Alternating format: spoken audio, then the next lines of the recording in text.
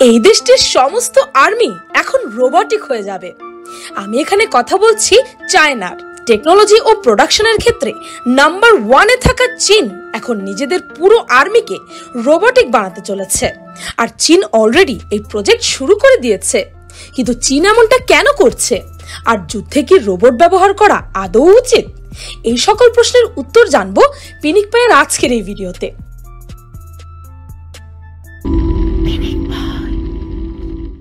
এবছর শীতের মৌসুমে এমনটা শোনা গিয়েছিল যে চীন নিজের রোবটিক আর্মি ফোর্স ইন্ডিয়ান বর্ডারে দাঁড় করিয়ে দিয়েছিল।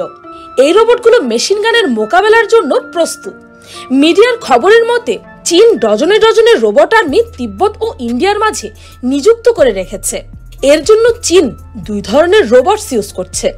একটির নাম শার্প ক্ল, আরেকটির নাম মুলে 200। শার্প ক্ল নামের মানববিহীন রোবটটিতে একটি মেশিন গান লাগানো আছে। এটিকে দূর থেকেই অপারেট করা সম্ভব। এছাড়াও মুলে 200 রোবটটিকেও নিযুক্ত করা হয়েছে।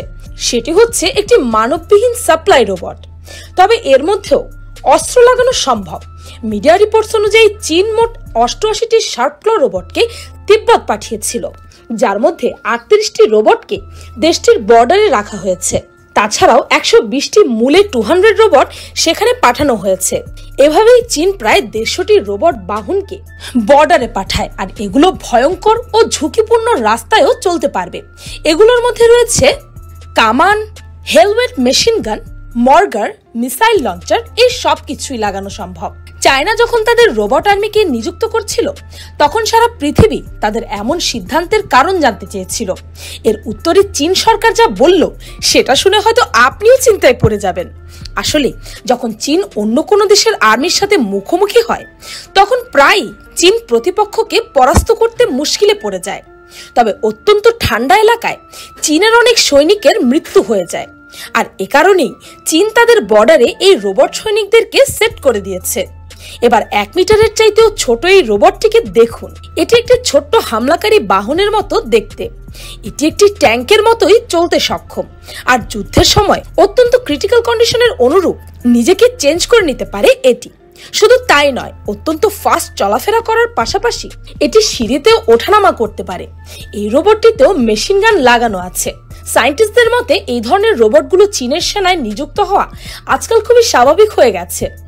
গ্লোবাল রোবোটিক্স এবং মিলিটারি টেকনোলজির ক্ষেত্রে চীন তো বাজিমাত করে দিয়েছে। একটি রিপোর্ট অনুসারে চীন এই পৃথিবীর সবচেয়ে বড় কোয়াড্রাপড বায়োনিক রোবটও বানিয়ে ফেলেছে, যেটির নাম ইয়াক।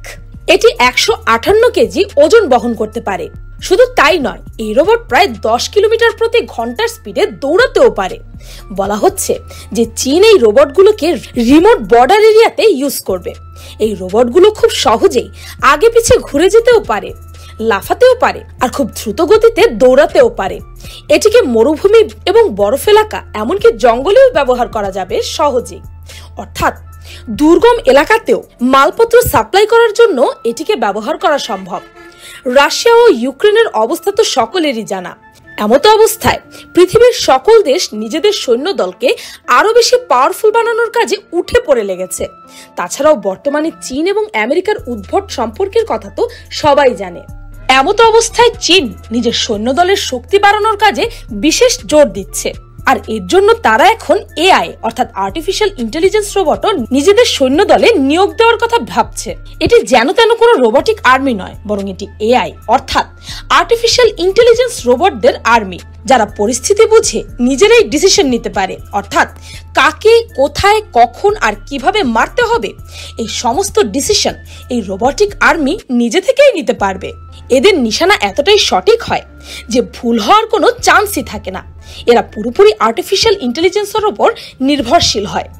এদের ভেতরে যে সফটওয়্যার ও প্রসেসর লাগানো থাকে সেগুলোর সাহায্যে এই রোবট নিজেরাই সিদ্ধান্ত নেবে যে এদের কখন হামলা করতে হবে আর কখন আত্মরক্ষা করতে হবে। এখনো পর্যন্ত আর্টিফিশিয়াল ইন্টেলিজেন্স শুধু আমাদের মোবাইল ও কম্পিউটারের মতো ডিভাইসে লাগানো হচ্ছিল, কিন্তু এখন এর ব্যবহার করা হবে ডিফেন্স টিমেও। সেই দিনটা হয়তো বেশি দূরে নেই যখন এই পৃথিবীর সকল দেশ নিজ নিজ বর্ডারে রোবট আর্মিদের দাঁড় করিয়ে দেবে অথবা যুদ্ধে লড়াই করার জন্য রোবটদেরকে ব্যবহার করবে। অনেকের তো এও মনে হচ্ছে যে আপাতত চীন শুধু টেস্টিং এর জন্য নিজেদের রোবট আর্মিকে ইন্ডিয়ার বর্ডারে পাঠাচ্ছে। যদি তাদের যুদ্ধ কৌশল কাজে লেগে যায় তবে আগামী দিনে চীনের টোটাল আর্মি রোবটিক হয়ে যাবে। আগামী দিনগুলোতে ভবিষ্যতের যুদ্ধের জন্য কিলার রোবটস তৈরি করা হচ্ছে। এখন যুদ্ধে এমন সব কিলার রোবটস নিযুক্ত করার কথা চিন্তা ভাবনা করা হচ্ছে যাদেরকে কেউ কন্ট্রোল করতে পারবে না। আর এই রোবটগুলো কারো কমান্ডো মান্য করবে না, তারা তো শুধু সামনে থাকা শত্রুদেরকে যে কোনো অবস্থাতে মেরে ফেলবে।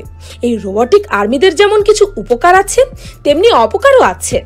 উপকার হচ্ছে এদের কারণে যুদ্ধে আর মানুষ মরবে না, তার পাশাপাশি দেশের ডিফেন্সের খরচও কমে যাবে। কিন্তু এর নেগেটিভ দিকও আছে। টেকনোলজি যতই উন্নতি করুক না কেন, কিন্তু এই আর্মি তো শত হলেও রোবট, এদের তো কোনো ইমোশনস নেই। তাই এদের ডিসিশন কতটা সঠিক হবে তা তো যুদ্ধের ময়দানেই বোঝা যাবে। এই রোবট আর্মিকে নিয়ে অনেক দেশ অনেক চিন্তার কথাও বলছে। এটি মানবতার জন্য ক্ষতিকর হতে পারে। আজকাল পৃথিবীর অনেক শক্তিশালী দেশ যেমন America, China, Russia, Israel robot army নিয়ে কাজ করছে। ইসরায়েল তো অলরেডি তাদের বর্ডারের দায়িত্বে রোবট সেনাদের নিযুক্ত করে দিয়েছে, যাদের নাইট ভিশন, ইনফ্রারেড ক্যামেরা সহ আরো অনেক টেকনোলজিতে পরিপূর্ণ। এদের উপস্থিতিতে বর্ডারে বিনা অনুমতিতে পশু পাখিও আসতে পারবে না। তবে চায়না এই ব্যাপারে অন্যান্য দেশগুলোর চাইতে অনেক এগিয়ে আছে। ভিডিওতে থাকা সকল ইনফরমেশন ইন্টারনেট থেকেই সংগ্রহ করা হয়েছে। তো আপনাদের এই ব্যাপারে কি মতামত? আপনারা কি এই রোবটিক আর্মির পক্ষে নাকি বিপক্ষে? কমেন্টে জানাবেন কিন্তু। আর ভিডিওটি ভালো লাগলে আপনার ফ্রেন্ডস এন্ড ফ্যামিলির সাথে শেয়ার করতে পারেন। আর পিনিক পাই চ্যানেলটিকে সাবস্ক্রাইব করে বেল আইকনে অল নোটিফিকেশনস অন করতে ভুলবেন না যেন। আমি ফাল্গুনি, আজকের মতো এই পর্যন্তই। দেখা হচ্ছে পরের ভিডিওতে।